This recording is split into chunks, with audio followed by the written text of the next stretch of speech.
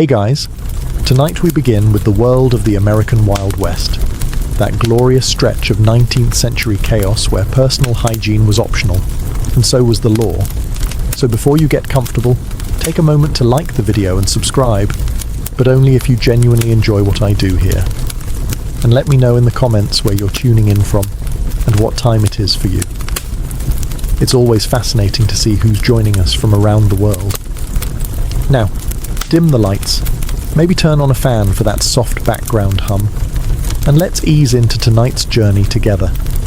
Welcome to the Wild West, where the weather is hot, the dust is permanent, and your wardrobe is the difference between being mistaken for a hardened local or a fresh-baked idiot from back east. Let's start with the basics. Clean is a liability. If your shirt is white, pressed, and tucked in, people will assume one of two things. You're here to collect taxes, or you're about to get robbed. Possibly both. In fact, a crisp white shirt in this environment is less style statement and more rob me, I'm soft. Dress code rule number 1. Look like you've lost a fight. If your clothes aren't torn, patched, or at least stained with something questionable, you're either a lawman, a banker, or someone who hasn't been here long enough to regret it. Bonus points. If your coat smells faintly of old tobacco, gunpowder, and something no one dares identify. Colours. Stick to post-apocalyptic dirt palette. Browns, greys, and anything that could pass for weather damage. If you show up in something colourful, say a bright blue vest, you'll draw attention, envy, and possibly a bullet from a man who hates flair.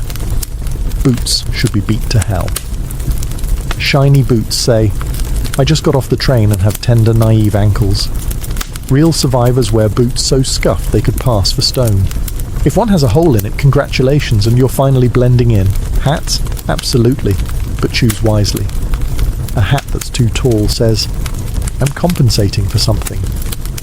A hat that's too small makes you look like a confused child lost at a gunfight.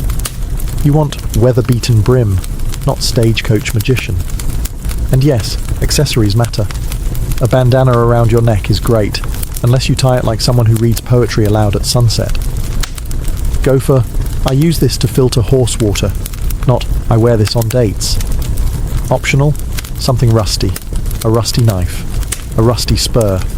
A rusty flask you pretend still has whiskey in it. Rust tells people you've either survived a lot, or given up entirely. Both are respected. In short, wear dust, wear grit, and wear the kind of expression that says, I've slept in a barn and liked it.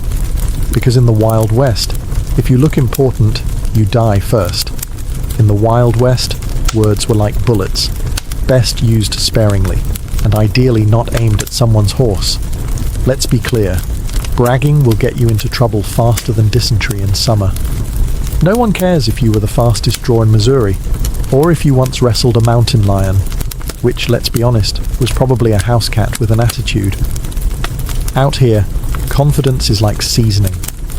A little goes a long way, and if you lay it on thick, someone's going to want to test how crunchy you really are. So rule number 1, understate everything. If someone asks if you can shoot, shrug and say, a little. If they ask if you've ever been in a gunfight, say, not recently. Even if you've been in more shootouts than poker games, play it down. Bragging is a verbal invitation to get humbled, usually in public and usually face first. Now, about staring. Do not stare. Don't stare at the sheriff. Don't stare at the outlaw in the corner. Don't stare at the guy with one eye and 3 knives. The only thing you should stare at in the Wild West is your drink, and even then, only to make sure it's not moving. And then there's the horse situation. You may be tempted to compliment a man's horse. Don't. You may be tempted to pat the horse. Really don't. You may, and this happens, feel the urge to wink at a particularly majestic stallion. If you do this, prepare to be buried with your boots on. In the hierarchy of Western society, a man's horse ranks just above his mother and just below his revolver. Touching it, flirting with it, or even glancing too long at it is considered either a challenge or foreplay. Neither ends well. The safest approach? Head down, words short, and compliments limited to things that can't shoot back. Say things like, nice weather, or decent beans. Avoid saying, I'm pretty good with a gun, unless you want to demonstrate that skill immediately, while bleeding. The Wild West doesn't reward extroverts. It rewards people who can walk into a saloon, order a drink, and leave without anyone remembering their name, or their face. The Wild West was dotted with towns, some booming with promise, others rotting in their own legend. And choosing the wrong one was less about inconvenience and more about whether your bones would end up as set dressing in a saloon fireplace. First rule, avoid any town that describes itself as lively. That's code for gunfights at noon and burials by supper. If the sign outside is full of bullet holes and the welcome committee is just a vulture on a post, turn around. You're looking for something quiet, not dead, just underwhelming. A place where people are too tired to cause trouble and too dusty to chase you if you do. Then again, maybe you crave opportunity. Maybe you're thinking, I'll head to a boomtown. Yes, by all means. Try your luck in some rapidly sprouting gold rush hamlet where the population doubles every week, and so does the crime rate. You'll make money if you survive long enough to remember where you buried it. Boomtowns are where fortunes are made and morals are misplaced. No one asks questions. No one remembers names. And the only thing more inflated than the prices is the body count behind the saloon. But let's say you want stability, civilization, law, safety. So you go where the railroad stops and there's a church, a schoolhouse, and maybe even a mayor. Sounds ideal, until you realize the mayor is a drunk, the sheriff's been shot twice this week, and the preacher moonlights as a poker dealer. There is no such thing as a safe town out here. There are just towns where you die slower. Before you settle down, ask a few simple questions. Does this place have more graves than houses? Do people make eye contact? Or reach for something when you enter the room? Is the general store selling coffins next to canned beans? If the answer to any of those is yes, keep riding. In the end, the perfect Wild West town isn't the one with riches, railroads, or romance. It's the one where no one notices you, no one asks where you're from, and, most importantly, no one assumes you're someone else they were supposed to shoot. If you thought surviving the Wild West would at least come with a good night's sleep, you might be suffering from cranial optimism, a rare condition not commonly found west of the Mississippi. In this world, sleep isn't rest, it's roulette. A necessary but deeply dangerous lapse in vigilance. Sure, your body needs to recharge, so does your horse. But unlike your horse, you don't have eyes on the side of your head or the ability to kick threats in the chest while lying down. Start with the options. You've got 3. Option 1, the saloon floor. Charming, historic, soaked in a decade's worth of spilled drinks, shattered teeth, and possibly blood. If you're lucky, you'll share space with 3 other unconscious men and 1 dog that might be dead or just sleeping off a fight. Either way, no refunds. Option 2, a cot at the local boarding house. It's cleanish, has walls, probably a ceiling, maybe even a bed frame. But don't let that fool you. Every snore in the next room is a potential knife fight waiting to happen, and good luck locking your door. Most locks are ceremonial. Option 3, the great outdoors. Nature, silence, exposure, coyotes, bandits, sudden storms, all the classic wilderness features, plus a 100% chance of waking up with something crawling on you, possibly with opinions. So what do? You sleep like a nervous raccoon, one eye open, one hand near a weapon, and never ever facing the wall. That's how you get silently robbed, or worse, hugged by a prospector. Pro tip. If you hear someone whispering your name while you're half asleep, don't answer. It's either a ghost, a hallucination, or someone about to sell you land that doesn't exist. The key is to nap aggressively and often. 10 minutes behind a barrel. 15 in the saddle while your horse pretends to know where it's going. An hour in the jail cell before the sheriff realizes you're not technically under arrest. In the Wild West, water is life. It's also disease, deception, and, on occasion, solid proof that God had a sense of humour. Let's start with the obvious. Most water out here is trying to kill you. It might look clear, might sound like a gentle brook, but make no mistake. That gurgling stream is carrying more bacteria than a barber's shared tooth pliers. You see, water sources were community hotspots, not just for thirsty cowboys, but for horses, cattle, bandits, stray dogs, and the occasional prospector who's been bathing in the same spot since the Lincoln administration. So if you're dipping your cup straight into the creek, congratulations, you just ingested the entire local ecosystem. You could try boiling it, assuming you have a fire, a pot, and 10 minutes of peace, which in the Wild West is the same as asking for a unicorn. Instead, most people just drank it and hoped their insides were too stubborn to die. Of course, if you're rich, or just exceptionally reckless, you'll opt for whiskey instead. Technically, it's not hydrating. Actually, it is dehydrating. But hey, at least it comes with a burn so aggressive you forget you were thirsty. That's frontier logic. Numb the symptoms, ignore the cause. Rainwater? Good luck. It either never shows up, or it does all at once and washes away your mule, your hat, and half your self-esteem. Catching it in a bucket is great, until you wake up to find a squirrel doing laps in it. Some towns had wells. Emphasis on had. Wells dry up, collapse, or get poisoned accidentally on purpose during disputes over land, livestock, or who insulted whose stew.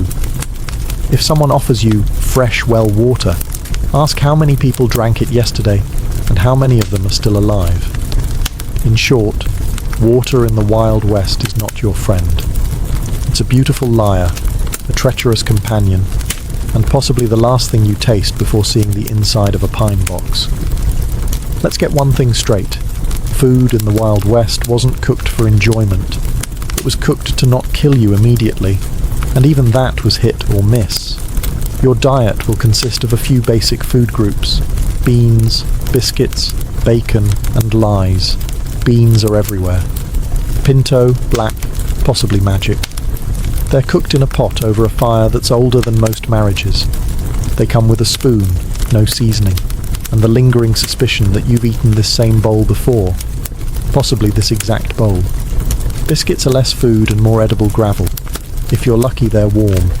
If you're not, they double as blunt weapons. Some cowboys sharpen them on rocks and throw them at coyotes. Others just soak them in coffee until they resemble sadness.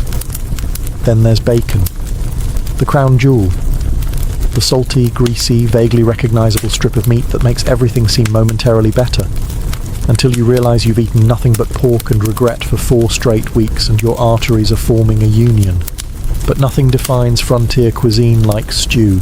Glorious, mysterious stew, always bubbling. Never questioned. You don't ask what's in it. You survive what's in it. If it crunches, just keep chewing. If it moves, pretend it didn't. If someone swears it tastes like chicken, they either have a generous imagination or a very low opinion of poultry. Dessert? That's adorable. The closest thing to dessert is hardtack dipped in rainwater, or maybe some old molasses you traded a boot for. If you managed to find a pie in the Wild West, it was probably baked by the devil or someone trying to kill a marshal. Now let's talk about coffee. Frontier coffee is less of a beverage and more of a philosophical test. It's blacker than night, thicker than motor oil, and brewed in a pot that hasn't been washed since the war. It'll wake you up, clear your sinuses, and possibly reset your memory. In the Wild West, your horse isn't just your transportation. It's your roommate, therapist, security system, and occasionally, the only thing in your life with a functioning survival instinct. Let's be clear, your horse doesn't trust you, and frankly, it shouldn't. You're a bipedal liability who thinks riding into an unfamiliar canyon at dusk is a good idea. Your horse, meanwhile, knows the last 3 people who tried that are currently buzzard snacks. This creature, muddy, stubborn, and with the attitude of an exhausted schoolteacher, is smarter than you, more aware of its surroundings, and infinitely more judgmental. Horses sense danger before you do. They hear distant rustling, feel vibrations in the earth, and can tell when something's about to go terribly wrong. You're still admiring the view and wondering where that coyote choir is coming from. If your horse suddenly stops moving, it's not broken. It's warning you. If it turns around on its own, let it. It's not being dramatic. It's saving your sorry hide. And if it throws you, assume you were about to walk into something fatal and thank it on the way down. Feeding your horse matters too. Hay, oats, maybe an apple if you want to earn a look of mild approval. But don't expect affection. This isn't a dog. This is a 100 to 200 pound animal that will carry you over mountains, through rivers, and straight into danger. But it will not cuddle. And for heaven's sake, don't name it something cute like Snickerdoodle. Name it something serious like Dustbite, or Widowmaker, or Jeff. Something with weight. This horse will be with you longer than most friends and all romantic partners. Maintenance is key. Brush it. Check its hooves. Talk to it occasionally. Not because it enjoys it, but because it needs to know you're not a complete idiot. Trust is earned, and your horse has higher standards than most sheriffs. In the Wild West, carrying a weapon wasn't just about self-defense. It was about social camouflage. Not having one was the equivalent of walking into a saloon with "Hello, I am vulnerable" stitched on your hat. Now, whether you actually know how to use a weapon, that's optional. Most folks didn't. Half of them couldn't hit a barn wall from the inside. But that didn't matter. The point was to look like you could, or at least look like you were willing to start something deeply unwise. So yes, carry a gun. A pistol, preferably. Worn, scratched, maybe missing a screw. Something that says, "I've seen things," even if the only thing it's seen is your reflection while practicing cool poses in the mirror. And don't forget to wear it like you've always had one. Let it hang loose, slightly askew, like a lazy threat. If you strap it on like it's your first communion gift, everyone will know you're bluffing and adjust their robbery schedule accordingly. Can't afford a pistol? Carry a knife. Rusty is fine. Decorative is suspicious. If it folds, flick it open once in a while and stare into the distance like you're remembering something traumatic. It doesn't matter what, just look complicated. Still broke? Improvise. A sharpened spoon, a slingshot, a stick with nails in it. Anything you can wave around when negotiations turn loud. Bonus points if it looks homemade and unstable. But remember, you don't actually want to use it. Fights are loud, messy, and statistically unwise. Your weapon is for show. It's a conversation ender, a walking insurance policy. It should say, "I'm not worth the trouble," not, "Please test my reflexes." That said, if you do pull it out, commit. Nothing is more embarrassing than drawing a weapon and realizing you forgot how it works. Or worse, that it's not loaded. Don't be that guy. He's usually buried near the outhouse. Trust is a fragile thing out west, like a whiskey bottle on a poker table or a wagon wheel held together with hope. And if someone introduces themselves as Doc, Dutch, or Dusty, congratulations. You've just met someone who will definitely get you into trouble, and possibly into a shallow grave. Let's start with Doc. Sounds respectable, right? Wrong. Doc is not a doctor. He may have once looked at a medical book. He may have removed a bullet with a spoon, but more likely, he's just the guy with the steadiest hands during hangovers. If Doc offers you whiskey for the pain, it means he's about to amputate something, possibly by mistake. Then there's Dutch. No one knows why he's called Dutch. He's not from Holland. He doesn't speak Dutch. But he always has a plan. And that plan always ends with you hiding in a hayloft while Dutch rides off with the loot, your horse, and a heartfelt apology that sounds rehearsed. Never follow Dutch. Especially if he starts a sentence with, "Here's what we're gonna do." Now let's talk about Dusty. Dusty earned that name because he hasn't bathed since the invention of rope. He knows every back trail, every trick, and every wanted poster with his face on it. He's friendly, too friendly. He'll offer to split beans, share firewood, even guard your mule. But the moment you blink, he'll be gone. With your boots, your rifle, and a heartfelt note that just says, "Thanks." Here's the rule. If someone introduces themselves with a nickname, assume it came from either a long criminal history or one very memorable bar fight. Trust only people who go by full names and nervously correct you when you shorten them, because out here, nicknames are currency. And anyone named Whiskey Pete, Rattlesnake Joe, or Sweet Lou has either killed a man or is about to convince you to do it. So smile, nod, and sleep with one eye open. And if Doc, Dutch, and Dusty all show up at once, leave the fire, take the beans, and run. In the Wild West, gambling wasn't just a pastime. It was a group activity where everyone pretended to understand the rules until someone pulled a gun. Let's start with Pharaoh, the most popular game in the saloon, and also the least understood. It involves cards, bets, and lots of shouting. The rules are simple. Lose slowly, or lose fast. Either way, your money ends up in the same place, someone else's whiskey fund. You might think, I'm good at poker. That's adorable. Pharaoh is poker's chaotic cousin, raised by wolves and trained in passive aggression. It moves fast, has its own lingo, and is often managed by a dealer who's both charming and very possibly cheating. Now here's a fun fact. The saloon always wins. Even if you do get lucky, don't celebrate. Celebrating draws attention. Attention draws envy. Envy draws bullets. If you win, leave. Quietly. Walk like nothing happened.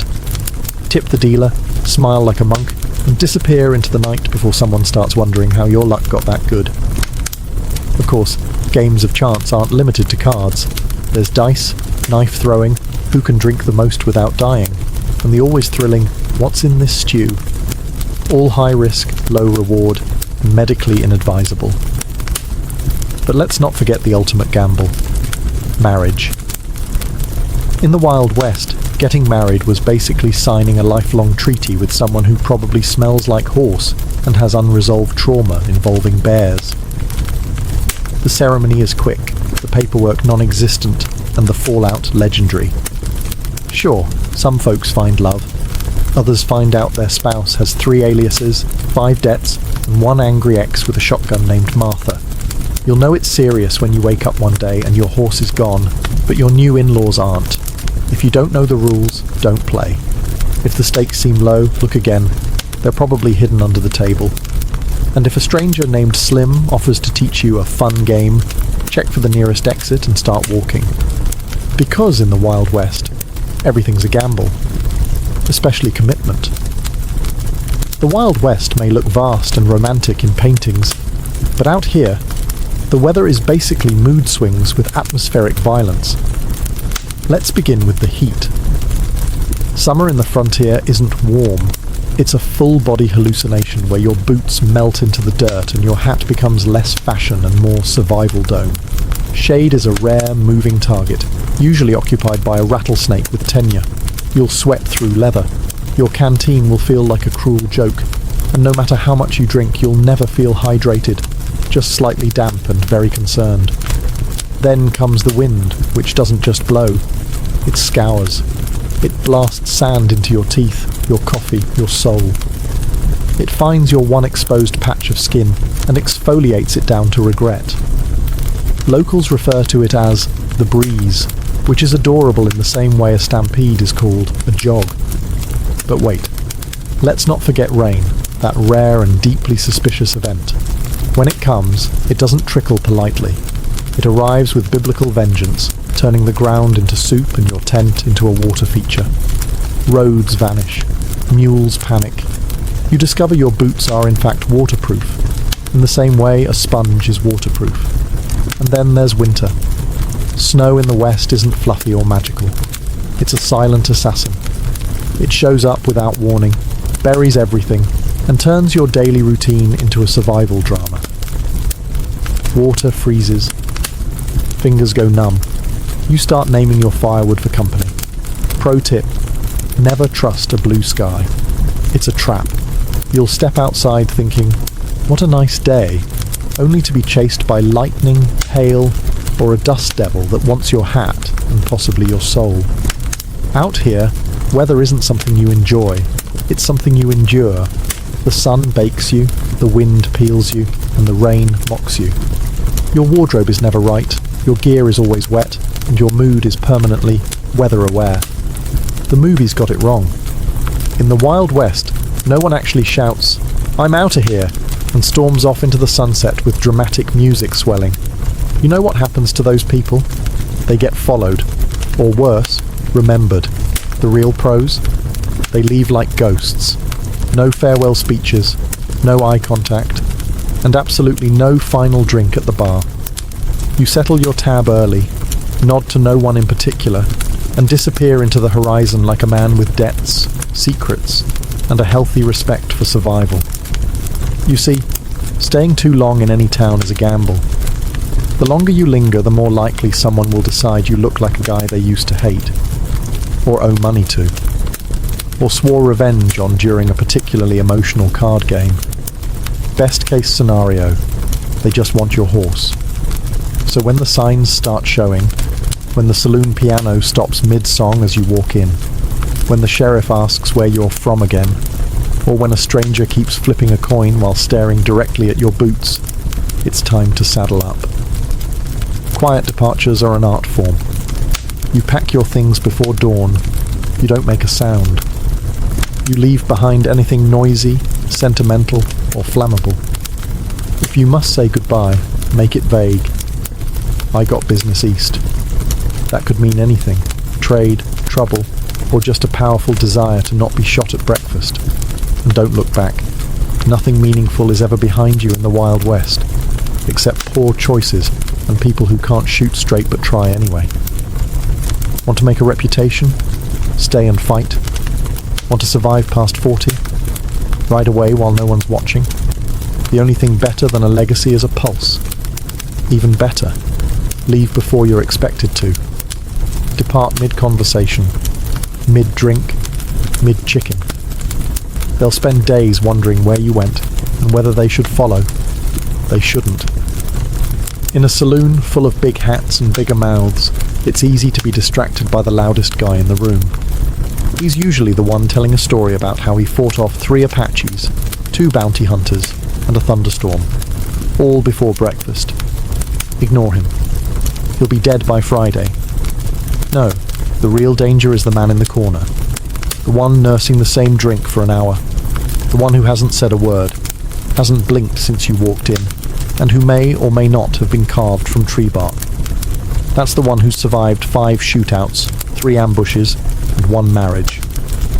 He's not quiet because he's shy. He's quiet because words waste oxygen, and he's saving his breath for when someone needs burying.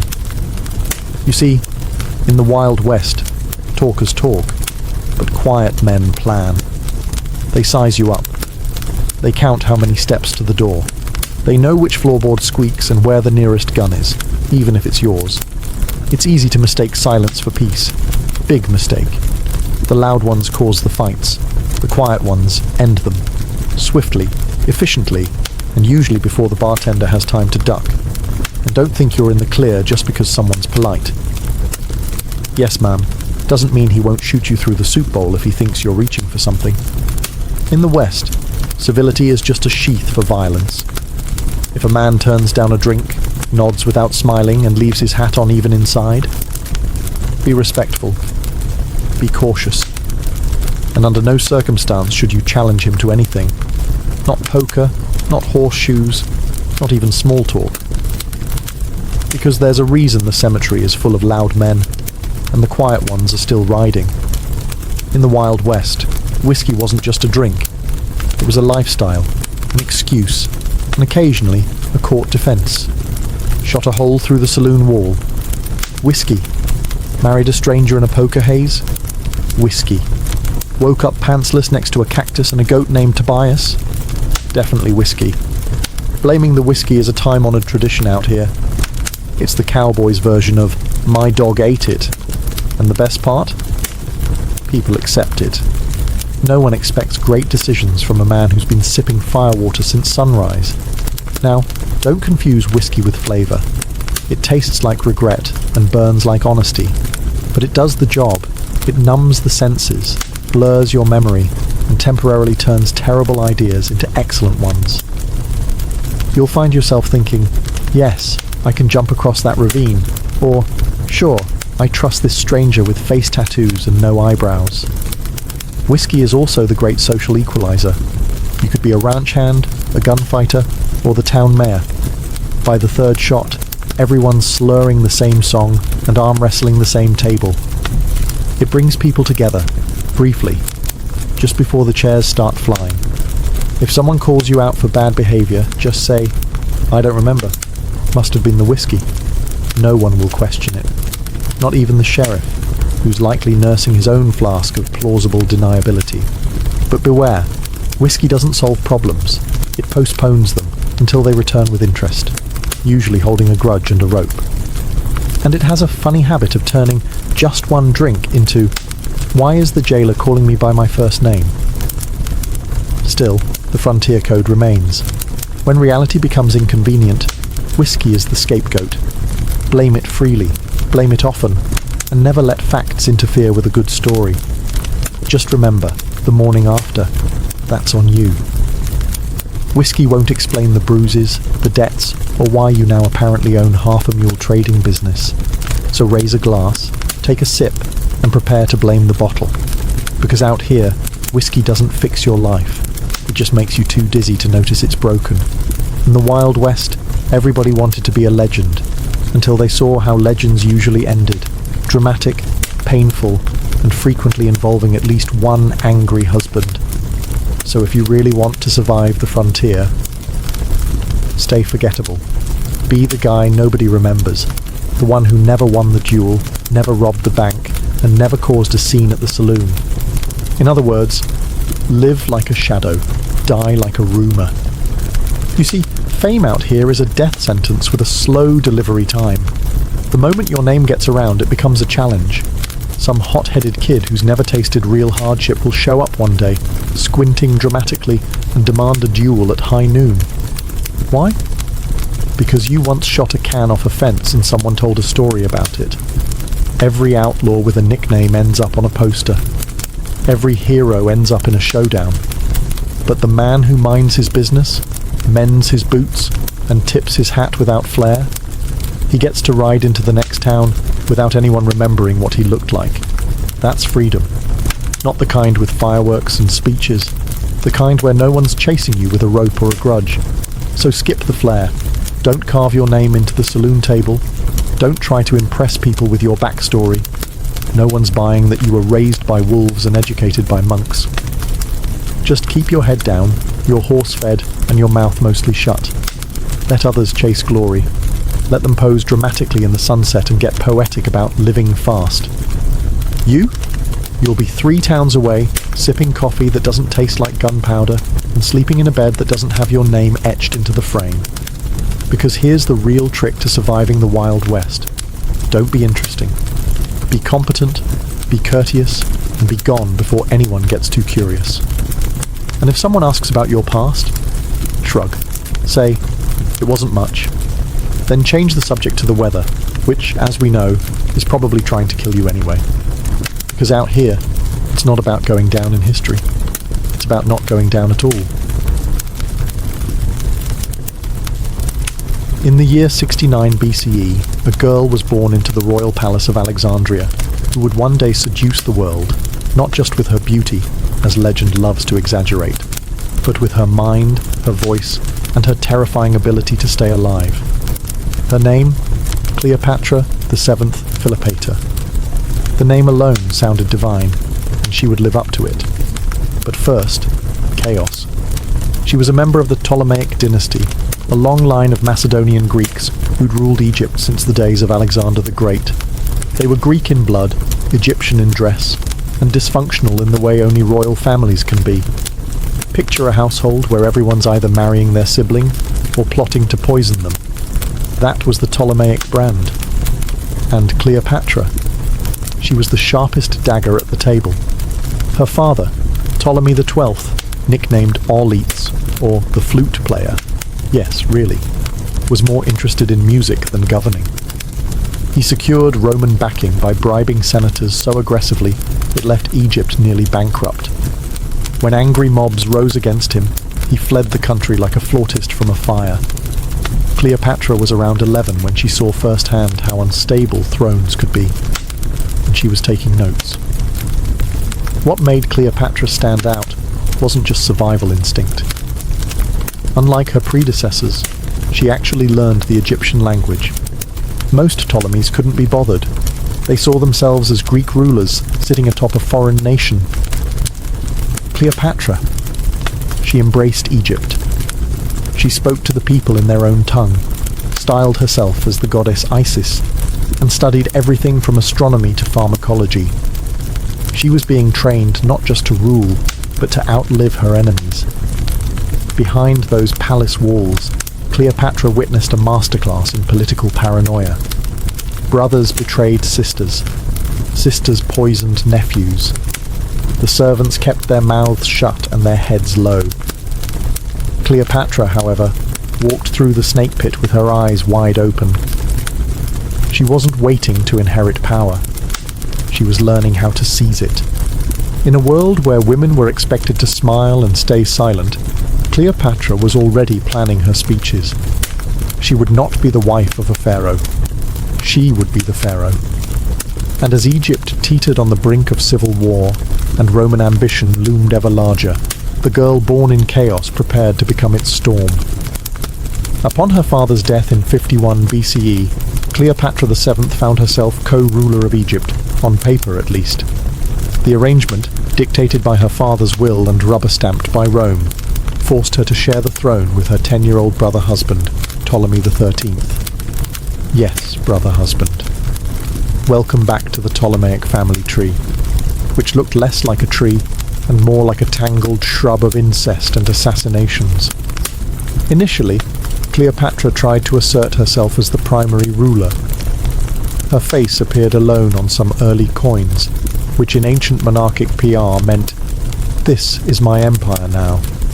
But her advisors, many of them loyal to her brother's regents, had other plans.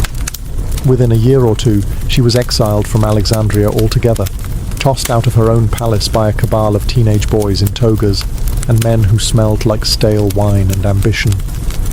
Cleopatra didn't cry. She didn't grovel. She didn't even try to sneak back in through the kitchen. Instead, she fled to Syria and began raising her own army. Because when you're 21, recently dethroned, and your enemies wear eyeliner, sometimes the best revenge is mercenaries. Back in Alexandria, Ptolemy XIII's court was a bubbling stew of incompetence and insecurity. His advisors, particularly a man named Pothinus, believed they could control the boy king like a puppet. Unfortunately, they failed to anticipate that Cleopatra, young, furious, and frighteningly well-read, wasn't finished. She marched her forces to Egypt's eastern border, preparing for civil war. The Nile would run with gold, lies, and probably a few severed limbs. But just as tensions reached a boiling point, an unexpected guest arrived on Egyptian shores, Julius Caesar. The Roman general had just chased his rival, Pompey the Great, into Egypt, only to discover that Ptolemy's advisors had helpfully murdered Pompey before he got there. Caesar was horrified. He hadn't wanted Pompey dead yet, certainly not as a diplomatic welcome gift. Cleopatra, ever the strategist, knew opportunity when she saw it. Caesar was powerful. Rome was watching, and she had no intention of remaining in exile. What came next would become legend. A carpet, a secret entrance, and one of the most theatrical entrances in political history.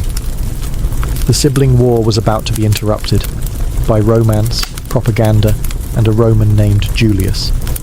If you're imagining Cleopatra sneaking into Julius Caesar's quarters rolled up in a carpet, congratulations. You've been infected by ancient gossip and Renaissance painting. The actual method may have involved a sack or a linen bundle, but the message was the same. Cleopatra didn't knock. She entered. She was 21. Caesar was 52. He was fresh off a civil war, exhausted, politically radioactive, and probably not in the mood for palace drama. But Cleopatra knew exactly what kind of man he was, and more importantly, what kind of empire he came from. Rome respected cunning, Rome admired boldness. Rome couldn't resist a good story. And Cleopatra? She was about to make herself one. By the time Caesar finished his first conversation with her, he wasn't just intrigued, he was committed. Committed enough to station himself in Alexandria, declare neutrality in the civil war between Cleopatra and her brother, and quietly begin favouring her in every way that mattered. Ptolemy XIII, meanwhile, fumed from across the city, probably wondering why Caesar was dining with his sister while he sat on the wrong side of the Nile with an increasingly restless army. Then came the fighting. Ptolemy's forces surrounded the palace, igniting what would become the Alexandrian War. For months, Caesar and a small Roman garrison were under siege in a foreign city, defending the palace alongside Cleopatra's loyalists.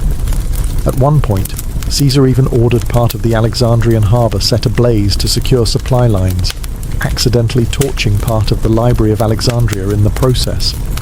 Oops. Eventually, reinforcements arrived. Ptolemy's forces were crushed in a final chaotic battle. The boy king drowned trying to flee, dragged under by his own armour. Cleopatra, now rid of her brother-husband, was suddenly sole ruler again. Well, almost. In true Ptolemaic tradition, she had to marry another brother. This time it was Ptolemy XIV, aged about 12, who posed even less of a threat. Cleopatra ruled. He stayed out of the way. And what about Caesar? He lingered. For months. Some said he was entranced, others said he was calculating, but Cleopatra gave birth to a son, Caesarion, Little Caesar, and named him publicly as Caesar's heir. Whether Caesar acknowledged the boy in private or not, in Egypt, Cleopatra made sure everyone knew. Rome had given her a child. Egypt had a prince, and she had just rewritten the future. After the dust of the Alexandrian War settled, Cleopatra VII was firmly in control of Egypt, but she wasn't content with being queen of just the Nile. No, her ambitions stretched beyond sand and pyramids. She wanted to be seen by Rome, admired, respected, and maybe just a little feared. In 46 BCE, Cleopatra sailed to Rome. Not quietly, not modestly. This was Cleopatra after all. She arrived on a regal barge, with an entourage that sparkled and gossiped and made the Roman elite clutch their pearls. And behind her came her toddler son, Caesarion, whose very existence was a problem. Because Julius Caesar already had an official heir in Rome, his grandnephew Octavian. Still, Caesar welcomed Cleopatra. He gave her a villa just across the Tiber from his own.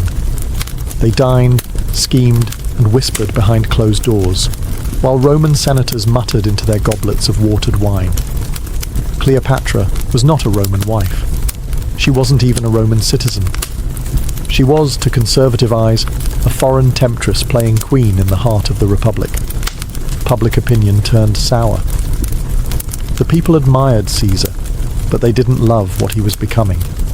A man who wore purple robes, sat on a golden chair, and entertained a queen like a pharaoh himself. Cleopatra, with her divine airs and exotic rituals, only added fuel to the fire. To some, she was the embodiment of Rome's worst fear, monarchy in silk and eyeliner. And then came the Ides of March. In 44 BCE, Julius Caesar was assassinated by a group of senators who thought they were saving the Republic. Cleopatra, still in Rome, suddenly found herself in danger, with no protector, no allies, and a child who might now be considered a threat. She fled. Back to Alexandria. Back to the kingdom she actually ruled. There was no mourning parade, no grand farewell. But Cleopatra didn't leave empty-handed. She had Caesarion, and more importantly, she had narrative. In Egypt, she proclaimed her son not just as Caesar's child, but as his rightful heir. Let Rome argue, let Octavian pout. Cleopatra had survived yet another political earthquake, and now she would prepare Egypt for a future in which her bloodline, not Rome's, would dominate the Mediterranean.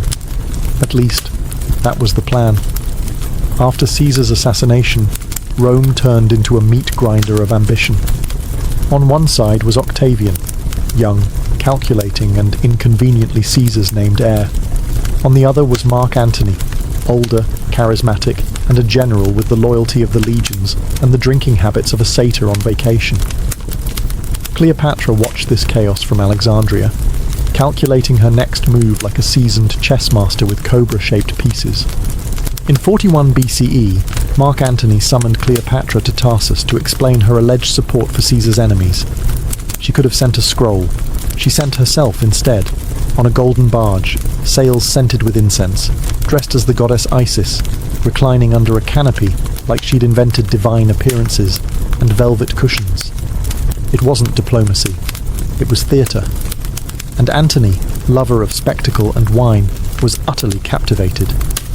Cleopatra didn't grovel or negotiate. She dazzled. Within days, Antony forgot about the interrogation and became her companion, her lover, and eventually her political ally. He followed her back to Alexandria like a toga-clad puppy, where they spent the winter feasting, drinking, and co-creating a sort of royal frat party known as the Inimitable Livers. Cleopatra wasn't just seducing a man, she was binding Roman power to Egyptian interests. The relationship was more than pillow talk. Cleopatra gave birth to twins, Alexander Helios and Cleopatra Serene, and later a third son, Ptolemy Philadelphus. She now had a dynasty with Roman blood. Antony, meanwhile, had officially abandoned his Roman wife, Octavian's sister no less, setting Rome's teeth further on edge.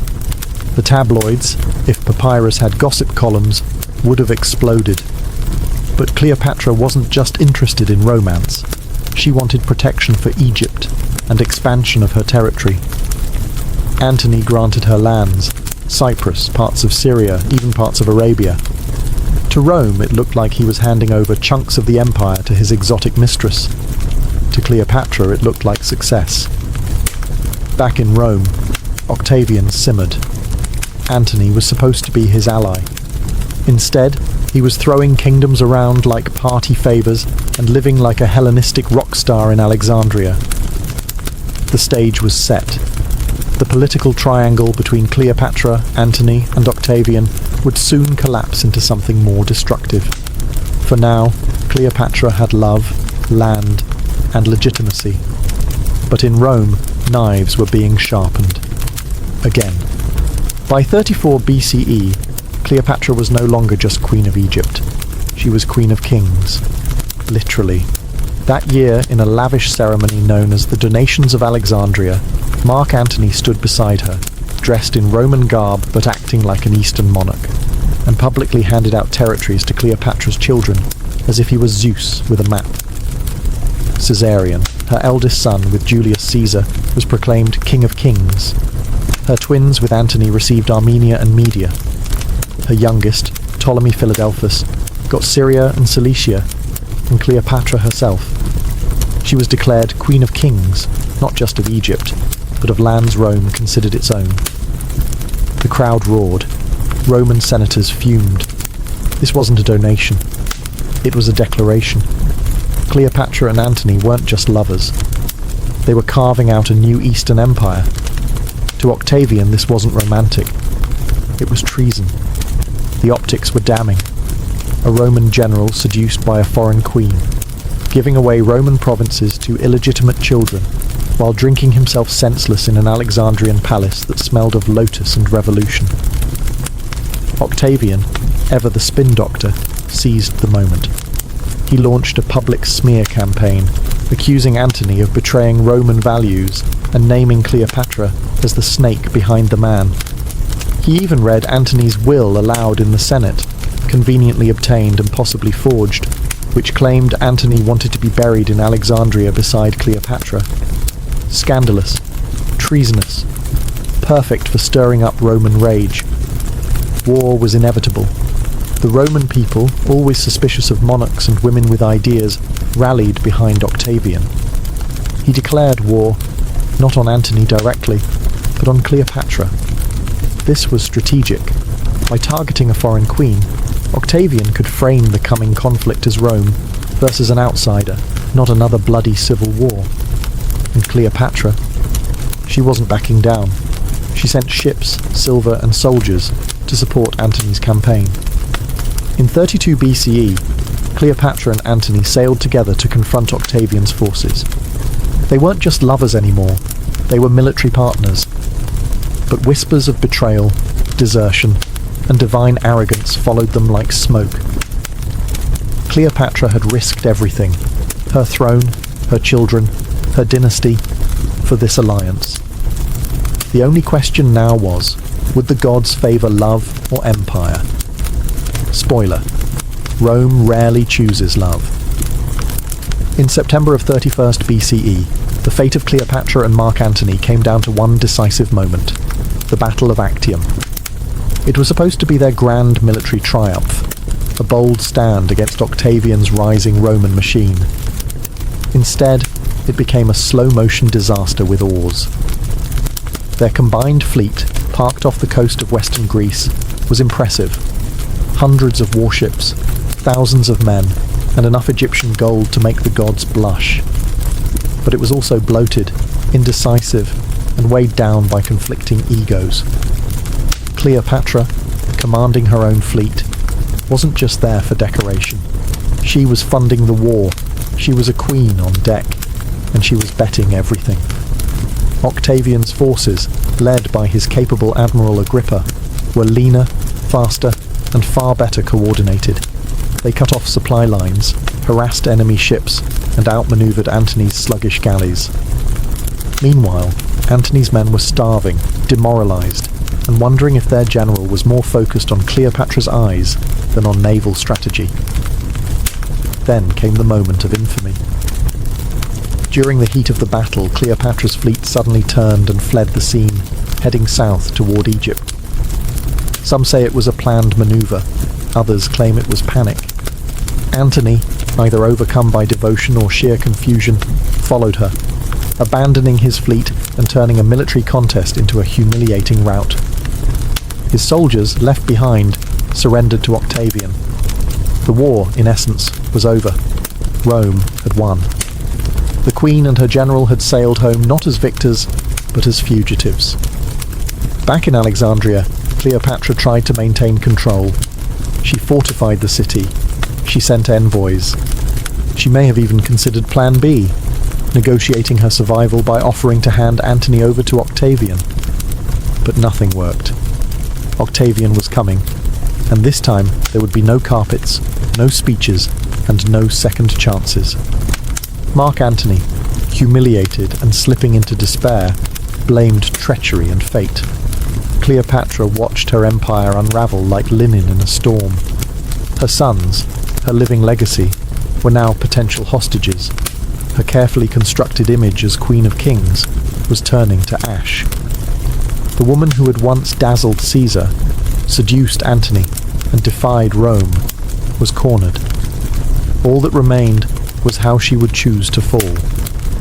By the summer of 30 BCE, Alexandria was suffocating under the shadow of doom. Octavian's forces had crossed into Egypt. The city, once a glittering jewel of the ancient world, now braced for conquest. And inside the palace walls, Cleopatra and Mark Antony were unravelling. Antony, once Rome's most celebrated general, had become a ghost of himself. His pride was shattered. His army had either surrendered or defected. Rumours swirled that Cleopatra might strike a secret deal with Octavian, offering her throne and Antony's head as the price of her children's survival. The tension snapped on a single lie. A messenger falsely reported that Cleopatra had died, likely part of her own scheme to test Antony's loyalty or buy time. Whatever the plan, it backfired. Antony, devastated, did what Roman men were trained to do in the face of honour lost. He fell on his sword, but he didn't die. Bleeding and in agony, he was carried to Cleopatra's hidden mausoleum, where she had barricaded herself with her remaining treasures. She refused to open the doors, fearing capture, so they hauled him up, yes, literally pulled his bleeding body through a window, and there, in a gilded tomb meant for her, Mark Antony died in her arms. Roman tragedy doesn't get more theatrical than that. Octavian soon entered Alexandria. Cleopatra tried one last gamble. She met him, draped in royal robes, hoping to charm or bargain her way into survival, perhaps even power. But Octavian, unlike Caesar and Antony, wasn't moved by beauty or ceremony. He was cold, efficient, already writing her defeat into Roman history. He seized her children, annexed her empire, and made it clear she would be paraded through Rome as a trophy, a living symbol of Roman victory over Eastern decadence. Cleopatra had seen what Roman triumphs did to queens. Her sister Arsinoe had once walked that path in chains. Cleopatra would not. She arranged her own death with the precision of a ruler, not a victim. On August 12th, 30 BCE, at the age of 39, Cleopatra took her life, perhaps with a poisoned comb, perhaps with the bite of an asp. The method is uncertain. The message was not. If she could not rule in dignity, she would die as a queen. Cleopatra VII was dead.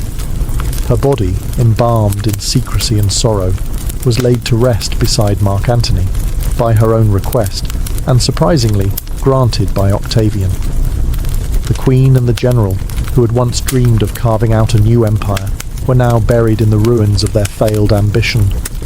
But death did not end Cleopatra's influence. If anything, it made her immortal.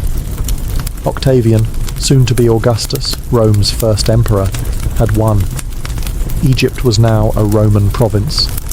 Caesarion, Cleopatra's son with Julius Caesar, was executed quietly.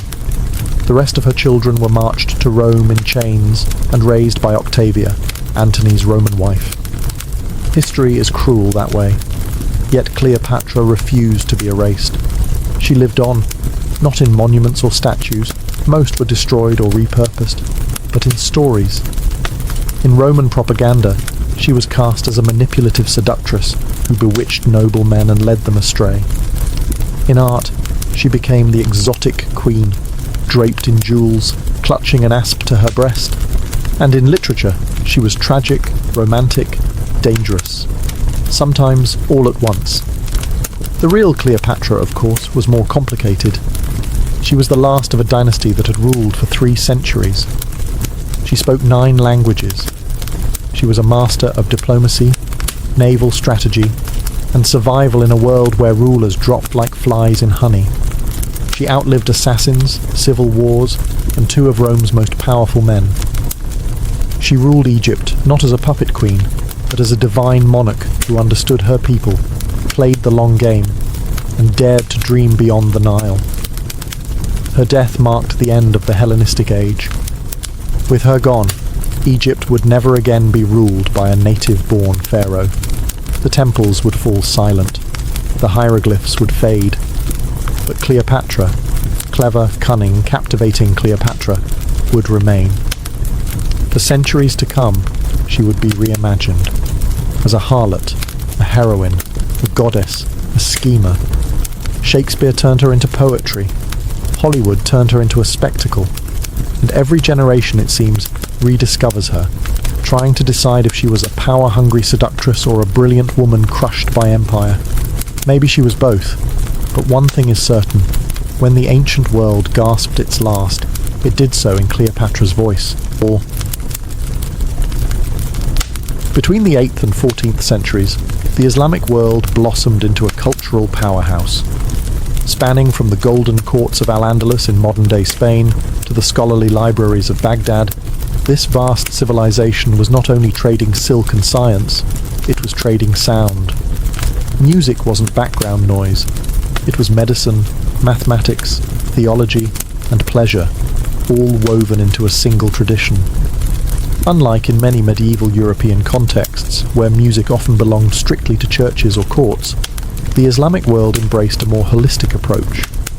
Music filled mosques, markets, palaces, and private homes. It was debated by philosophers, written about by doctors, and taught in madrasas, alongside astronomy and geometry. To the people of this world, sound was more than entertainment.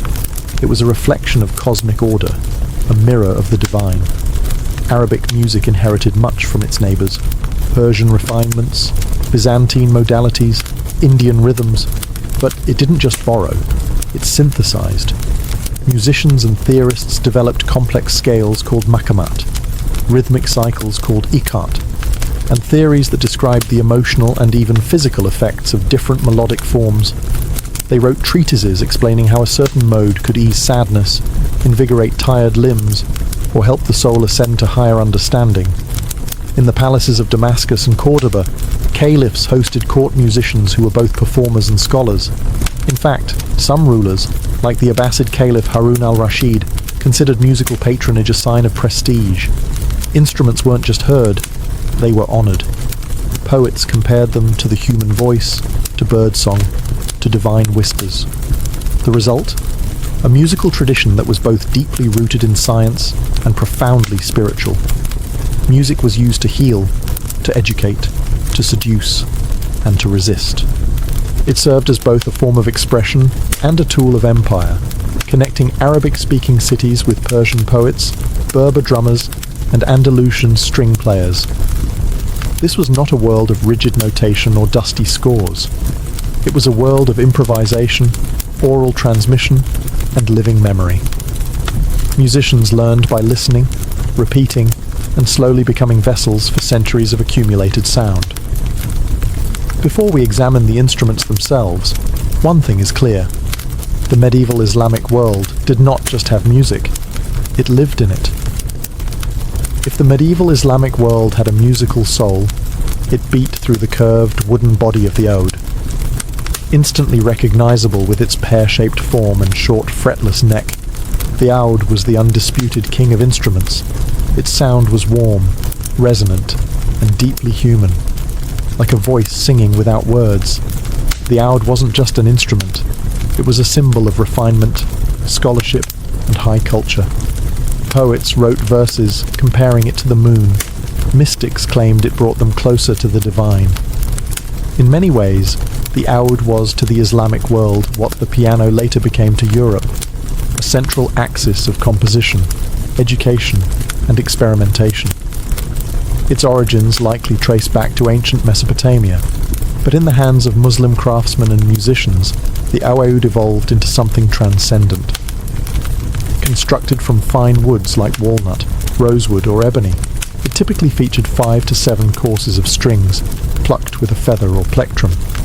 The lack of frets allowed for the subtle microtones of the maqam system, an essential part of Arabic music that Western notation can barely capture. The most famous oud master of the Islamic Golden Age was Ziryab, a 9th century musician, polymath, and style icon. Born in Baghdad and flourishing in Cordoba, Ziryab revolutionized the Andalusian court with his musical innovations. He added a 5th string to the oud, introduced new modes, and even dictated rules for musicians' attire and grooming. If medieval Islamic music were a courtly drama, Ziryab was its most fashionable protagonist.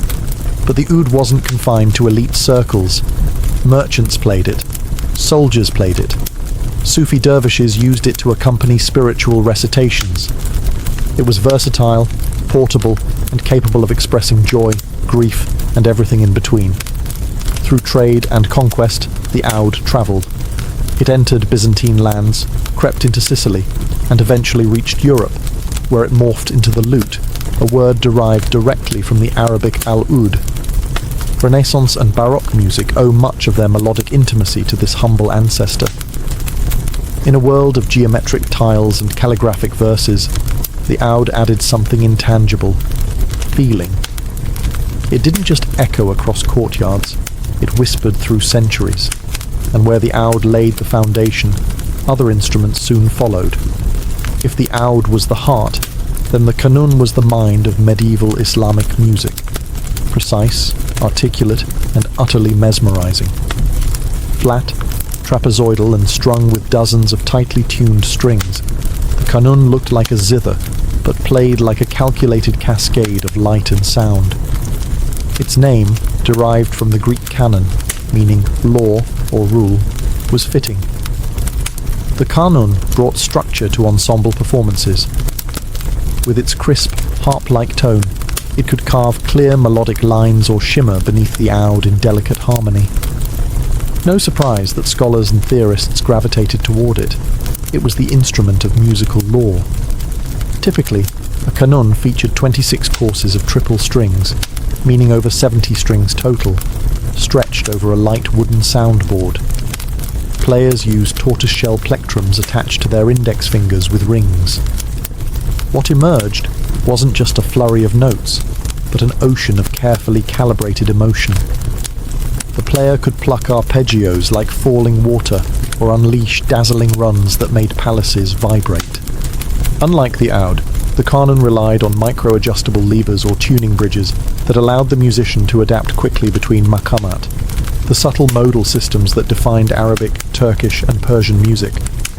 This meant a skilled kanun player could shift emotional tone mid-performance, evoking awe in even the most jaded courtier. The kanun's cultural reach was wide. It was played from the Ottoman courts of Istanbul to the gardens of Fez. In Cairo, it was a mainstay in tacked ensembles. In Aleppo, it accompanied poets and vocalists during muwashshah recitations. Its crystalline sound blended beautifully with both vocals and other instruments, making it the bedrock of ensemble arrangements. More than once, travellers from Europe described the kanun with a mixture of admiration and confusion. How could something so mathematical sound so alive? How did the fingers move so fast? By the time European musicians tried to replicate it, it had already influenced early hammered dulcimers, harpsichords, and eventually the structure of the harpsichord itself. But perhaps the most remarkable thing about the kanun was its dual identity. It was both a tool of measured discipline and a vessel of raw emotion. A scholar's instrument, yes, but also a lover's. Together with the oud, the kanun helped shape a world where music was not just heard, but felt.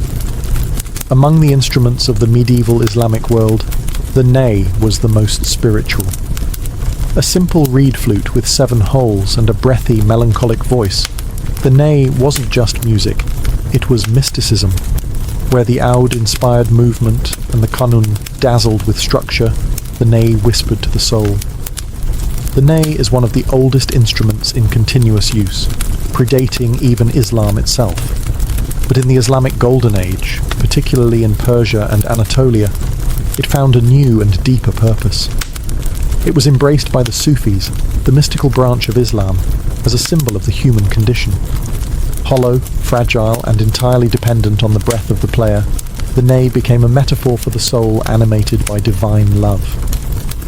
The Persian poet Rumi opened his most famous work, the Masnavi, with an ode to the ney.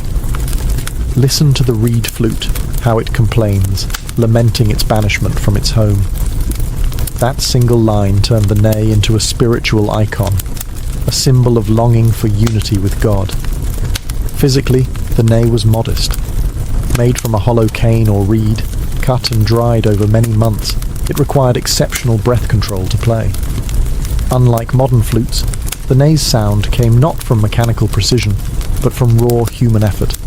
Angled breath, shaped lips, and years of discipline. Mastery took a lifetime.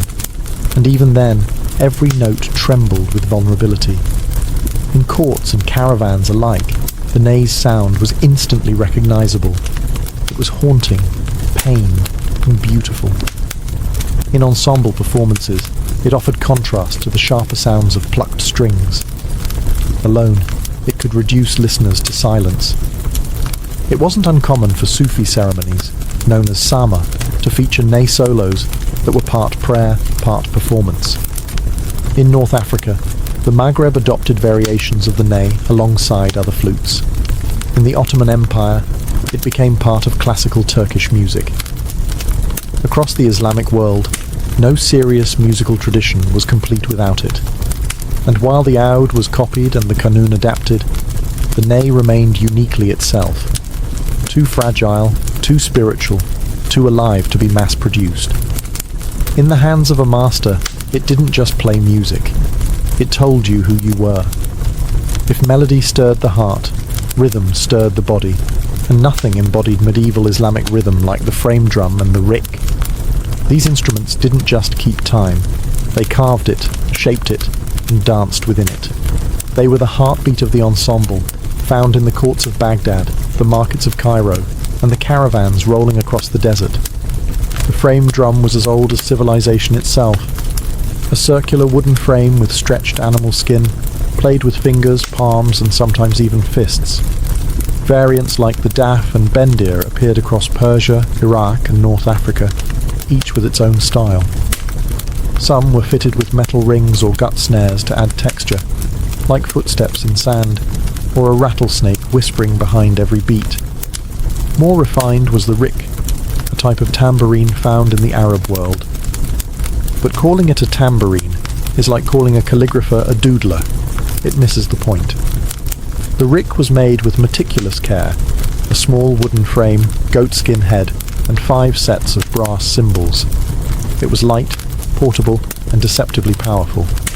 In the hands of a master, the rekyu could simulate thunder or a soft breeze. It played the iko-a, the rhythmic cycles that underpinned Arabic music. These were not just beats per measure, but intricate patterns that defined mood, dance, and even poetic meter.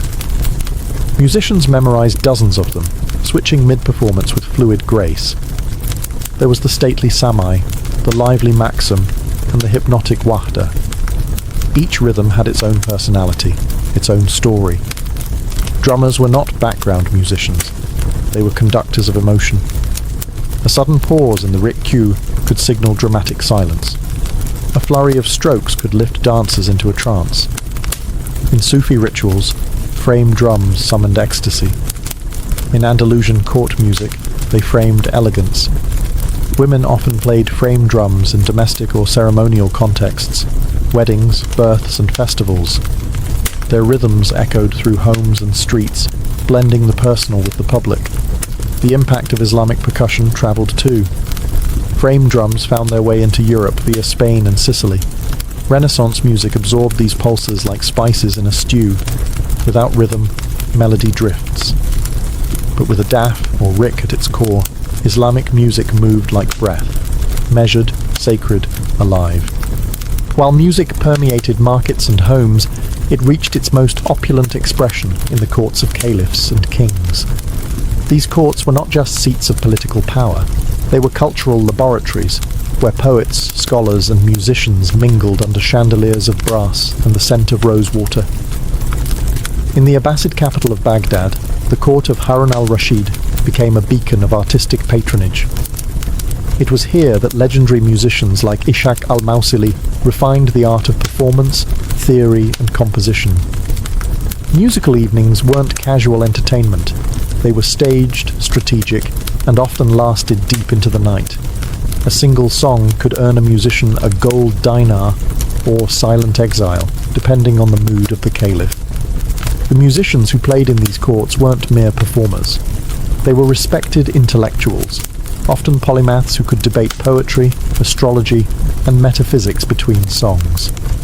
Their instruments were as polished as their language, and their performances balanced technical mastery with emotional intelligence. You didn't just need fingers, you needed philosophy. Further west, the courts of Al-Andalus, especially in Cordoba and Seville, elevated music to a political language. It was here that Ziryab, the taste-making exile from Baghdad, reshaped court life completely. He introduced musical modes, seasonal wardrobes, and even table manners. Imagine a man who could play 5 strings by morning and then dictate dessert etiquette by afternoon. That was Ziryab. Music in these courts was both spectacle and sophistication. It was used to impress ambassadors, seduce rivals, and show the wealth of one's intellect, not just one's treasury. Caliphs took pride in their orchestras, sometimes comprising dozens of musicians trained in a wide range of maqamat and ikat. Women also played prominent roles, especially in private gatherings and majalis or salons. Some were enslaved courtesans trained from childhood in poetry, music, and etiquette. These Kian were prized not just for beauty, but for wit and artistry. Their music could flatter a guest or offer veiled political critique behind metaphor-laced verses. These courts weren't just collecting art, They were generating it, and as court life flourished, music became both a reflection of power and a tool to wield it. Behind every golden throne, it seemed, there was a well-tuned oud waiting for its cue. While the courts of caliphs shimmered with polished performance, music also pulsed through the dusty streets and crowded markets of the medieval Islamic world. In these more humble spaces, music was alive in a different way. Raw, rhythmic, spontaneous, and often loud enough to compete with clanging blacksmiths and braying camels. In marketplaces, known as souks or bazaars, music served a practical and emotional purpose. Travelling musicians, some professionals, some beggars, played for coins and attention. They sang ballads of love, parables or current events, sometimes making fun of politicians or praising local heroes. The instruments were portable: small frame drums, reed flutes, fiddles, and occasionally the rabab, a spiked fiddle with a voice as scratchy as a gossiping neighbour. Music in the streets wasn't always formal. It was a part of life. Children learned songs while playing. Merchants hummed as they set up stalls. Camel drivers used rhythmic chants to coordinate movement across long journeys. Music was mnemonic. It taught values, preserved local history, and reminded people when to wake, pray, and rest. Religious music had its own place, though with more nuance. The adhan, or Islamic call to prayer, though not technically music, was, and still is, deeply melodic. Delivered 5 times a day from minarets, the adhan followed specific melodic contours based on regional style. It wasn't improvisation for fun. It was an invocation of the sacred. Within Sufi traditions, however, music entered the mosque itself. The sama, a spiritual concert, combined chanting, recitation, and sometimes instrumental accompaniment. The goal wasn't applause, but annihilation of the self in divine ecstasy. Here, the ney and the daf weren't mere instruments. They were bridges between the seen and the unseen. Still, music also had its critics. Certain conservative scholars, including figures like Ibn Taymiyyah, denounced music as a distraction from spiritual discipline. Others debated which instruments were halal, permissible, or haram, forbidden. The debate was never settled, and the rules varied by time, region, and ruler. Yet despite the arguments, the music never stopped. It spilled into weddings, processions, harvest festivals, and funerals. It crept into alleyways and echoed from balconies. While scholars argued doctrine, people played. In short, if courts curated music, the streets lived it. In the medieval Islamic world, music wasn't just an art. It was a science, literally. From the academies of Baghdad to the observatories of Toledo, scholars explored music with the same seriousness they gave astronomy, algebra, and medicine. In their eyes, sound was not merely heard. It was measured, theorized, and even used to heal.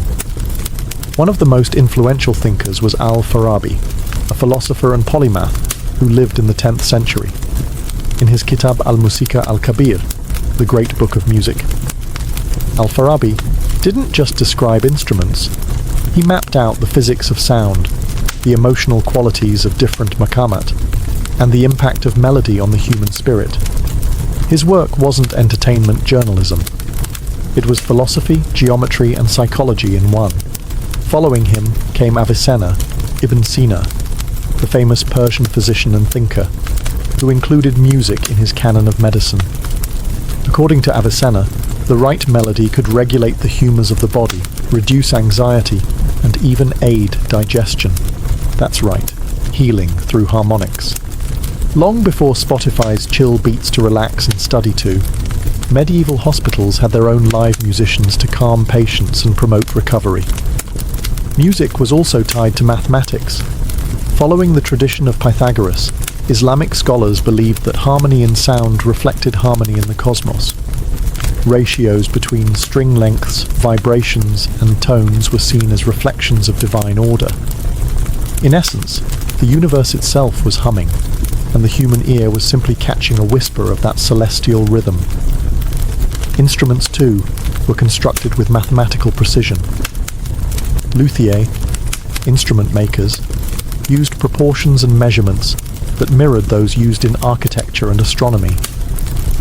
Every oud, every kanun was a formula you could strum. Music theory books flourished, written in Arabic, Persian, and later Ottoman Turkish. These weren't just manuals, they were treatises filled with diagrams, philosophical arguments, and musical notation systems unique to the region. They showed scales, intervals, rhythms, and their theoretical impact on mood, health, and morality. This fusion of sound and science wasn't an accident. It reflected a worldview where knowledge was unified. Medicine, music, and metaphysics weren't separate disciplines. They were harmonies in the same divine song. So when the ode played or the ney wept, it wasn't just music. It was a reflection of the universe itself. As the medieval Islamic world flourished, its music didn't remain contained within its borders.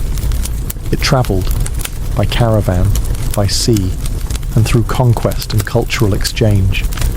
And with it went the instruments, the theories, the rhythms, and the very spirit of a civilization that saw music as both divine and mathematical. The most direct and lasting influence landed in Europe, particularly through Al-Andalus, Islamic Spain. Cities like Córdoba, Granada, and Seville became cultural melting pots where Muslim, Christian, and Jewish musicians shared scales, borrowed melodies, and translated each other's treatises. The oud morphed into the lute, which became central to Renaissance music. Rhythmic patterns rooted in ikat found their way into medieval troubadour traditions. Even the makam system whispered into early European modes. Meanwhile, the kanun influenced the development of the harpsichord and dulcimer. The rabab, an early bowed instrument, was a distant ancestor of the violin. The ney and frame drums appeared in religious and folk contexts from the Balkans to Central Asia. In short, the legacy was everywhere. You just had to listen carefully. But the influence wasn't one way. As the Islamic world absorbed Greek, Persian, Indian, and Turkic musical ideas, it became a global repository of sound. Its theorists preserved ancient knowledge and expanded it. Its craftsmen refined instruments that would echo through centuries. The tradition continues today.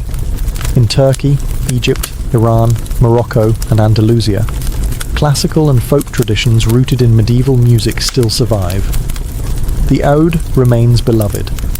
The kanun and ney continue to be taught, played, and revered. Contemporary artists experiment with fusing electronic beats with ancient makamat. The beat goes on, but with deep historical roots. And perhaps what's most remarkable is the unity of the system. Across continents and centuries, this music retained its intellectual core. Improvisation with structure, spirituality with science, emotion with discipline. It was never just about performance. It was about meaning. In a time often remembered for swords and minarets, it's easy to forget that one of the most powerful exports of the medieval Islamic world wasn't steel or scripture, but sound. Crafted with care, carried by breath and string, and preserved in memory. 1,000 years later, we still hear its echo, not just in museums or manuscripts, but in music that speaks across time. In ancient Rome, marriage wasn't about candlelit dinners or heartfelt vows.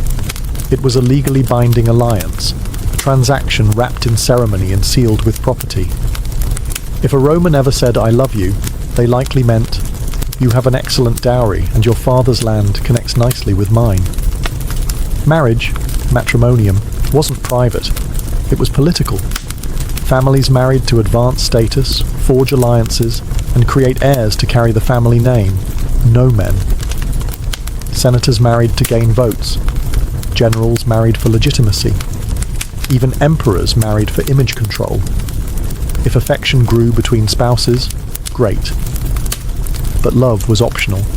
Fidelity, even more so. There were several types of Roman marriage, but two stand out. First, cum manu, literally with hand, where the wife passed from the legal authority, potestas, of her father to that of her husband. In this form, the woman was effectively adopted into her husband's family, losing her inheritance rights in her natal household. Romantic, right?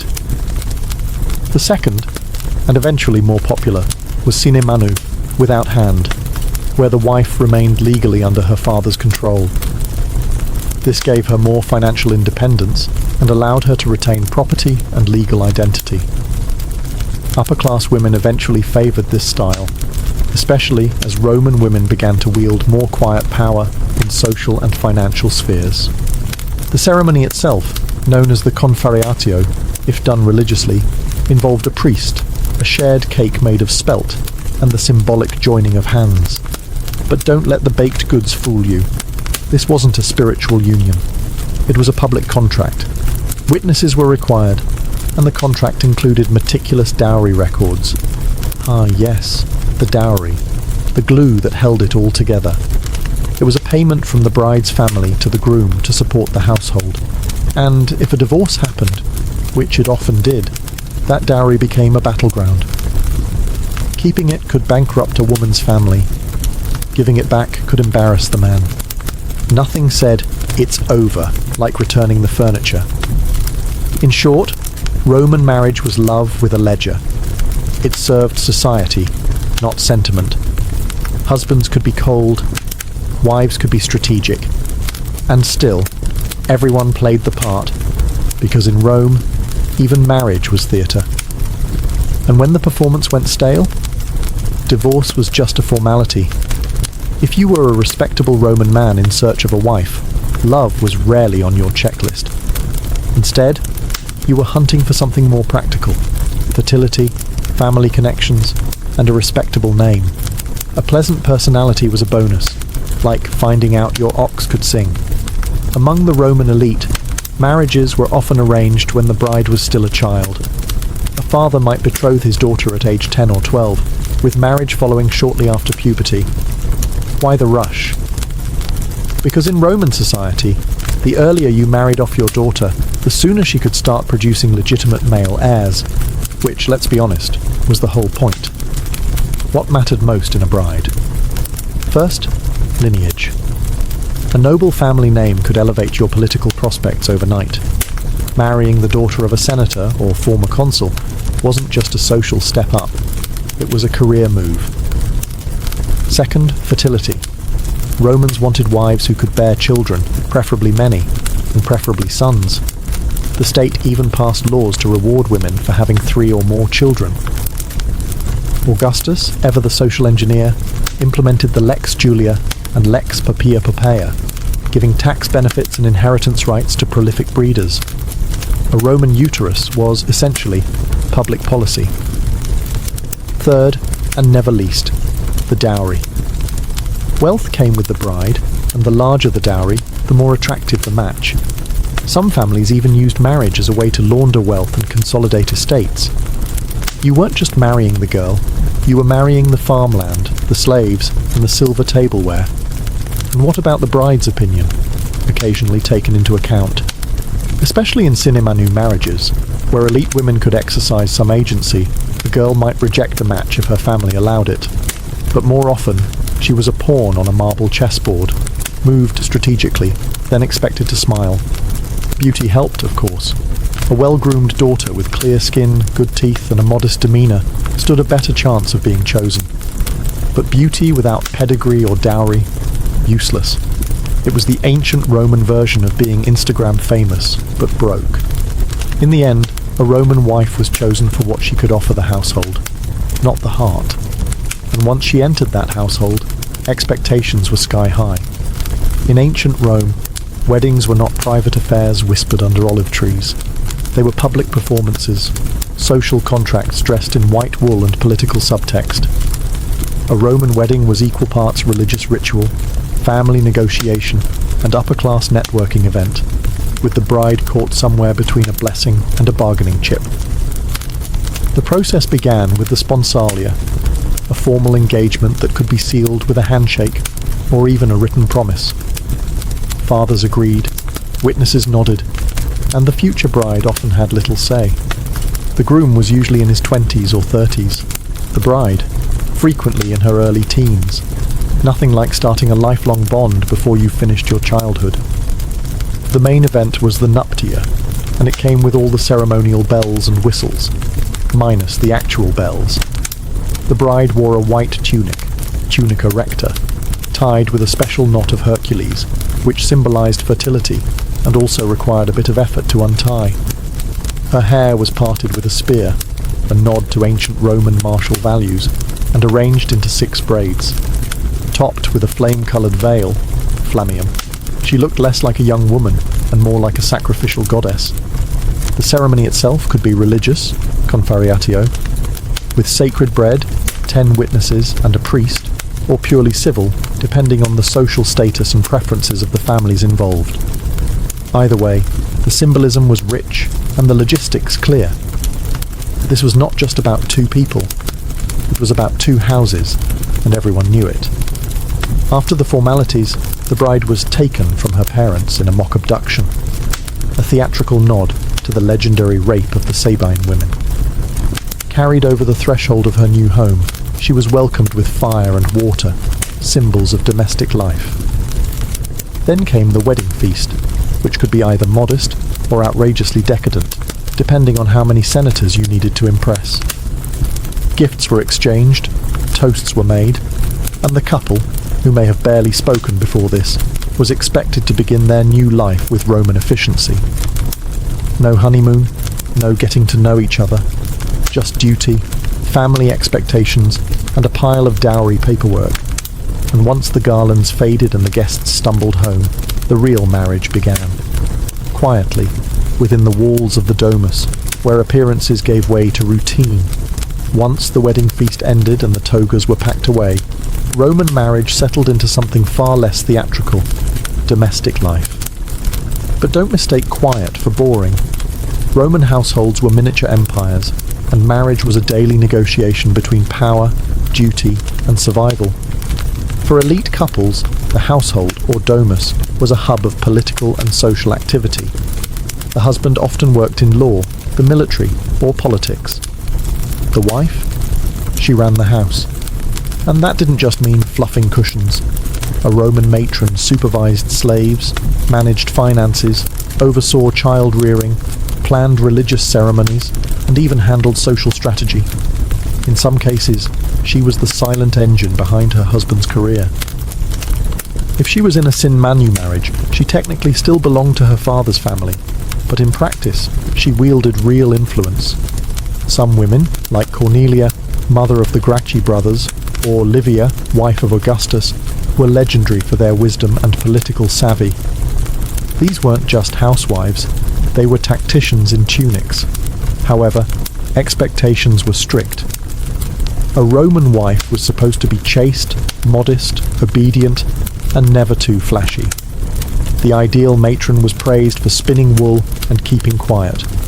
Adultery, if discovered, could ruin her, and under Augustus's Lex Julia, it could even result in exile. The husband, on the other hand, he could discreetly enjoy a mistress, as long as she wasn't another man's wife. Roman double standards came gilded. Still, many marriages were affectionate, even tender.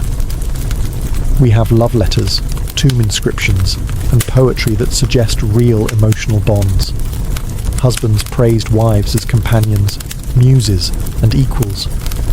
One inscription simply reads, "She lived with me for 40 years without a single quarrel," which is either deeply romantic or completely fabricated. Children were a shared goal, and fertility was almost sacred. A wife who bore many children gained social standing, one who didn't face suspicion, pressure, and often blame. Miscarriages, infant mortality, and the danger of childbirth made family life emotionally fragile. In the end, Roman marriage was about more than romance or routine. It was a social machine, an alliance that shaped politics, economy, and legacy. But when that machine broke down, Romans had a surprisingly simple solution. In ancient Rome, marriage might have been a public alliance, but divorce? That was often handled with the same effort as cancelling a subscription. No courtroom drama, no priestly intervention. just a statement of intent, and sometimes not even that. Divorce in Rome wasn't scandalous, it was normal, especially among the elite, where marriages were forged for strategy, not soulmates.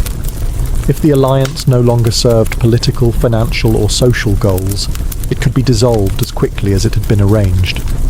For most of the Republic and well into the Empire, divorce required no written contract, no official approval, and no specific reason.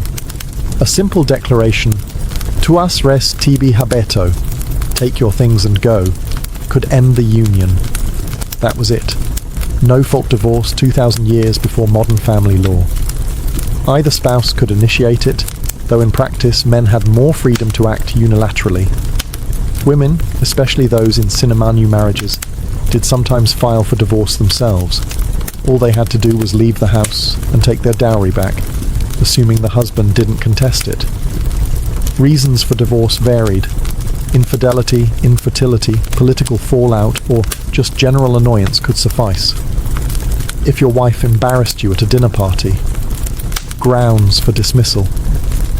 If your husband lost political clout, time to upgrade. Marriage was flexible because reputation was everything, and so was freedom to maneuver. Divorce wasn't even seen as immoral. In fact, some men divorced multiple times to climb the political ladder, marrying daughters of increasingly powerful allies. Even emperors joined in. Augustus exiled his own daughter Julia for alleged adultery and forced his stepson Tiberius into a miserable political marriage, which he later abandoned. But it wasn't always cold-hearted. Some divorces were mutual, and some were followed by remarriage between the same couple. Yes, Romans were recycling spouses long before it was trendy. The real battleground was the dowry. Returning it was customary, but not guaranteed. If a woman was found guilty of adultery, the husband could keep it. If he was at fault, her family might demand compensation. And if things turned nasty, lawsuits could drag out over cups, slaves, or goats. Ultimately, Roman divorce was efficient, transactional, and surprisingly modern. It lacked the guilt, but not the gossip. And if you thought divorce ended the drama, think again. The kids were next. In the Roman world, the main purpose of marriage wasn't love. It was legitimate children. Children weren't just personal joy, they were the glue that held a family's name, property, and future political power together. So when a marriage ended, the question was never, who gets the kids, but whose legacy do they serve? Under Roman law, custody almost always went to the father. Children were legally part of the father's family, under his patria potestas, his paternal power, which was nearly absolute. Whether the mother initiated the divorce or not, the children remained with their father unless he died or was declared legally incompetent. This meant that women, even those of high status, could be cut off from their children the moment they left the marriage.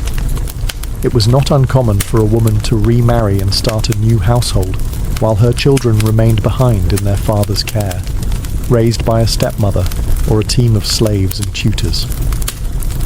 It sounds cruel by modern standards, but Romans prioritized bloodline continuity over sentiment.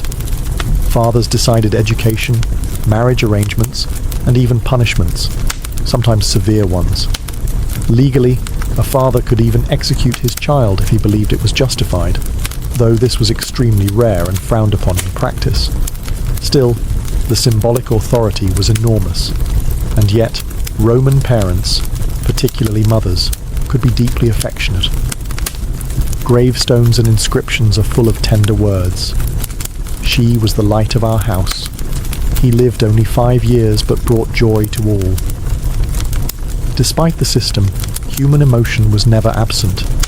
Elite families groomed their sons for public life from birth. Boys were trained in rhetoric, history, and martial virtues. Daughters, meanwhile, were prepared for the social choreography of aristocratic marriage, learning modesty, obedience, and the art of managing a household that might house 50 slaves and multiple generations. Illegitimate children had few rights unless officially recognized. Adoption, on the other hand, was a powerful tool. a childless man could adopt a nephew or someone else's son entirely to ensure his name didn't die with him. Emperors like Augustus and Hadrian used adoption strategically to create heirs when biology didn't cooperate. In Rome, children weren't just a joy, they were infrastructure, and every marriage, every divorce, every dynasty was built on their shoulders. Despite the legal imbalance, Roman women, especially from elite families, were far from powerless in matters of marriage and divorce. With clever maneuvering, wealth, and sharp political instincts, many Roman women learned to use the system rather than be crushed by it. Take Livia Drusilla, the wife of Augustus. She divorced her first husband while pregnant, yes, really, to marry Octavian, soon to become emperor. She went on to become one of the most politically influential women in Roman history, advising her husband, manipulating succession, and maintaining her own estates. She didn't just survive the Roman marriage game, she mastered it. Or consider Fulvia, who married not one, not two, but 3 prominent Roman men, each more politically ambitious than the last. Her final husband, Mark Antony, left her behind in Rome while he chased Cleopatra, but Fulvia had already made her mark by raising legions and defending Antony's interests in his absence. She may have been married, but she was never secondary. Women from aristocratic families were often well educated, managing vast estates and handling finances with the precision of a banker. Some women were so wealthy and influential that their dowries were used to bail out their husbands' careers, or withheld in divorce as a bargaining chip.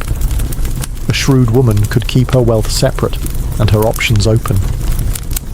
The sine manu marriage model was key.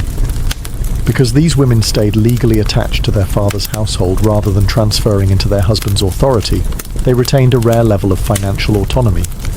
This allowed them to initiate divorce, manage their own wealth, and remarry, or not, on their own terms. Widows also gained freedom.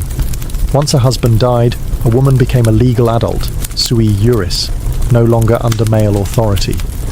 Many widows inherited wealth and chose not to remarry, wielding quiet but considerable social influence. Of course, not every Roman woman was a Livia or a Fulvia.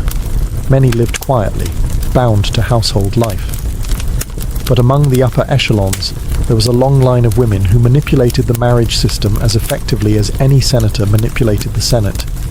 In a society that claimed women belonged at the loom, some wove entire political legacies instead. For a society so practical about marriage and so casual about divorce, ancient Rome had surprisingly strict expectations when it came to adultery, especially for women. Affairs weren't just private matters, they were political, legal, and sometimes fatal. The double standard was glaring.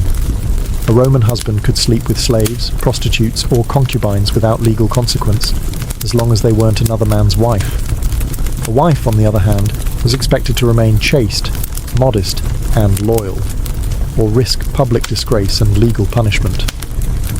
The legal turning point came with Augustus's morality laws, especially the Lex Julia de Adulteris Coascendis, law on the punishment of adultery.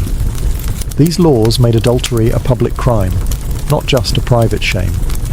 Husbands were obligated to report their adulterous wives, and failing to do so could damage their reputation, or worse, lead to prosecution for pimping, lenocinium. A convicted woman could lose her dowry, be banished to a remote island, and even stripped of citizenship rights. Her lover faced similar penalties. Trials were public, humiliating affairs. Families were dragged into scandal, and reputations shattered like cheap pottery. But these laws weren't always about protecting morality. They were political tools. Augustus himself exiled his own daughter, Julia the Elder, for adultery, though historians suspect the real reason had more to do with her political entanglements than her bedroom habits. The same fate later befell his granddaughter. Morality, it seems, made an excellent excuse for cleaning up succession problems. Men weren't immune to scandal, though they faced less formal punishment. Public figures who took affairs too far, like Mark Antony's very public relationship with Cleopatra, were mocked, vilified, and sometimes driven from power. Satirists like Juvenal and Marshall made careers out of roasting the sexually shameless, both male and female. Still, many affairs went unpunished. Privacy was rare, gossip was currency, and political enemies watched every move. For women, one wrong step could mean exile. For men, it usually just meant a few eye rolls and a new poem written about their vigorous appetites. Adultery in Rome wasn't just about broken vows. It was about honour, property, and control. It could ruin a marriage, tarnish a lineage, or bring down an entire political dynasty.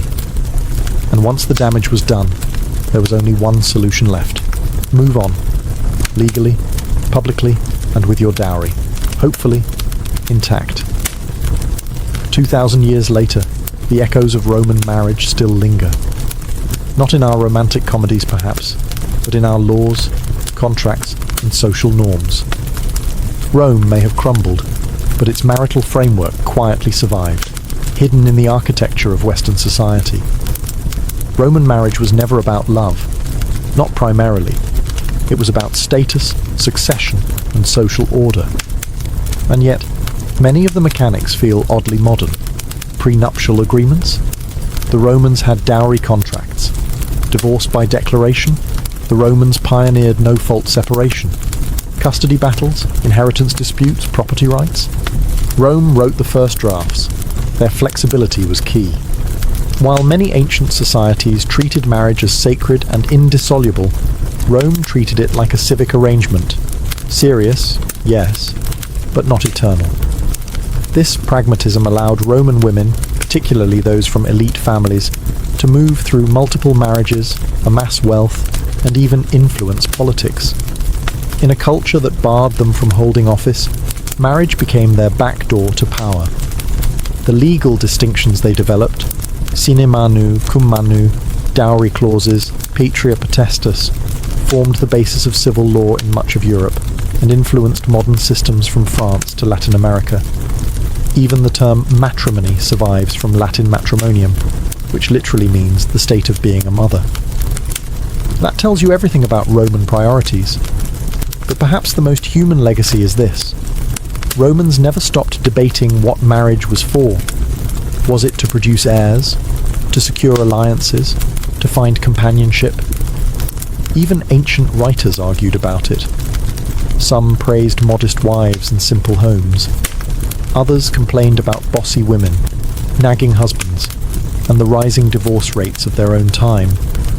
By the late Empire, satire writers were lamenting that marriages were shorter than hairstyles, and some aristocrats had been married 6 or 7 times, each more politically convenient than the last. Despite all the rules, rituals, and expectations, Roman marriage was ultimately shaped by people, flawed, ambitious, passionate people, doing their best to balance personal desire with public pressure. They didn't always succeed, but they left behind a system that was astonishingly resilient. So the next time you see a wedding ring, a divorce settlement, or a political power couple smiling through gritted teeth, remember, the Romans were doing it first, with fewer vowels and more marble.